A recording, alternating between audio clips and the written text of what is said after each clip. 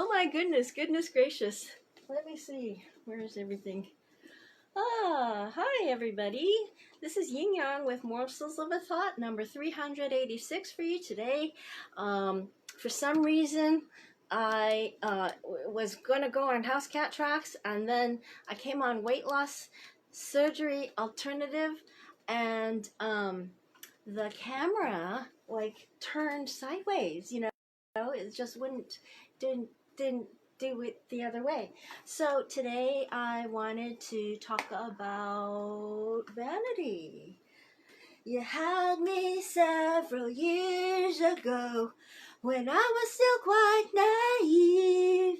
Well, you said that we made such a pretty pair and that you would never leave. Well, you gave away the things you loved, and one of them was me. I had some dreams, they were clouds in my coffee, and you're so vain. You probably think this song is about you. You're so vain. I bet you think this song is about you. Don't you, don't you, don't you? There, I think I got that out of my system. Ha ha ha ha. That was a song by Carly Simon. It was so popular way back when, and I used to sing it, like, you had one eye in the mirror as you walked into the room, and all the girls dreamed that they'd be your partner, and you're so vain. So you can't like get that out of your head now today. I'm so sorry I gave it to you. So today's subject is vanity schmanity. I thought that I would just talk about some quotes on vanity. It's really something that on the one hand, I've heard that people, good morning, John Clark. I have heard that people who have a form of vanity and self-aggrandizement actually have better health than people who don't. But I also know that people don't like it when you're vain, so it's just a choice you have to make. So I went into kedaddle.com and looked up articles on vanity quotes to keep you humble.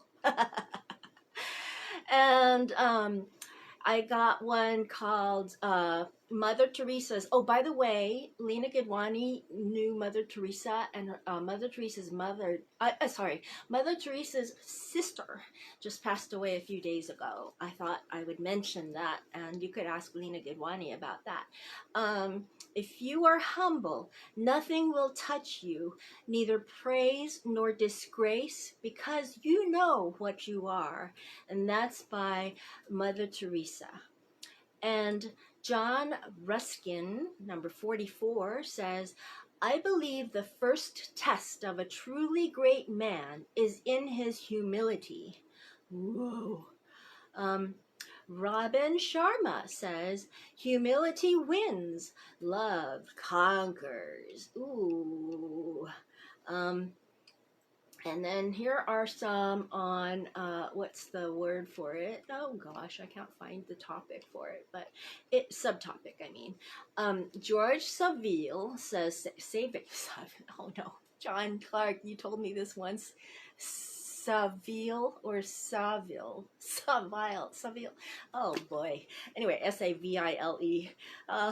The vanity of teaching doth oft tempt a man to forget that he is a blockhead. Yeah. Marie Ebner Eschenbach says, we are so vain that we even care for the opinion of those we don't care for. Oh boy, that's a good one. Okay, and next one is a Tagalog proverb on vanity and arrogance. The fly on the water buffalo's back thinks he is taller than the water buffalo. I beg to differ, because when I was 2 years old, I wasn't being vain when I thought that I was just as tall as my uncle when I was standing on the chair next to him. That was just being at age 2. Okay, and then Gustave Flaubert, the one who wrote Hedda Gabler, he said, he had the vanity to believe men did not like him, while men simply did not know him. Ooh. Blaise Pascal said, do you wish people to think well of you? Then don't speak well of yourself. So, vanity working on a weak head produces every sort of mischief, and that's by Jane Austen. And then another one by Jane Austen is pride relates more to our opinion of ourselves, vanity to what we would have others think of us. Yes, I actually am very vain when it comes to my little cat Chloe. Chloe is, I want her to think well of me, and right now she is running away, but she came up here, so she's kind of my captive. There we are. You're not looking up. You're just looking spacey.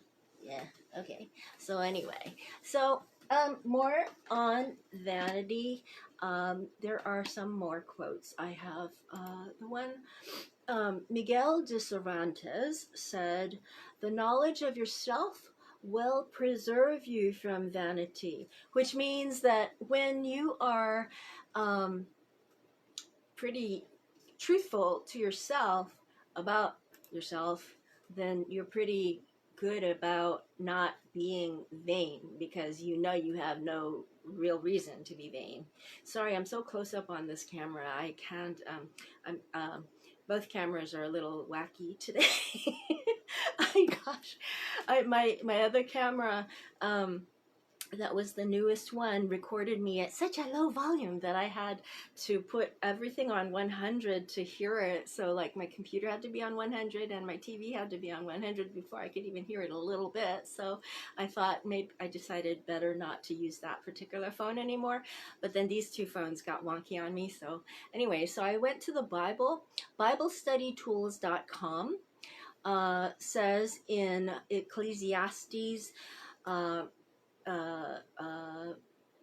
the book of Ecclesiastes chapter 6 verse 2 says, God gives some people wealth, possessions, and honor so that they lack nothing their hearts desire. But God does not grant them the ability to enjoy them, and strangers enjoy them instead. This is meaningless, a grievous evil. So I don't know who said that, but that's kind of pointing fingers. I don't know for sure. In Chinese, there is a saying, a big tree attracts the gale, and I don't know it myself, but I would say it would be something like 大树吸引大风. So 大树 means big tree, tall tree.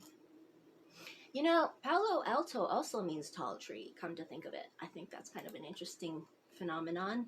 So anyway, that's about it I have today. Just, you know, being vain is a choice we make. We may not realize we're doing it, but we can watch out for it. Just knowing what others think of us, like those quotes say, knowing that people's opinions of ourselves really don't matter. Alexander Pope said, every man has just as much vanity as he wants understanding. Oh goodness, it means that he doesn't have the understanding, and by however much he lacks the understanding, every man has just as much vanity. So vanity has to do with not knowing something. That's by Alexander Pope. Okie dokie, artichoke. Okay, so Chloe ran away. I'm here and I'm singing a song that's going through my head all day. I hope it doesn't go through your head all day, but I thought it was just a great song. Okay, all right, I'll talk to you later then. See you tomorrow. Bye-bye.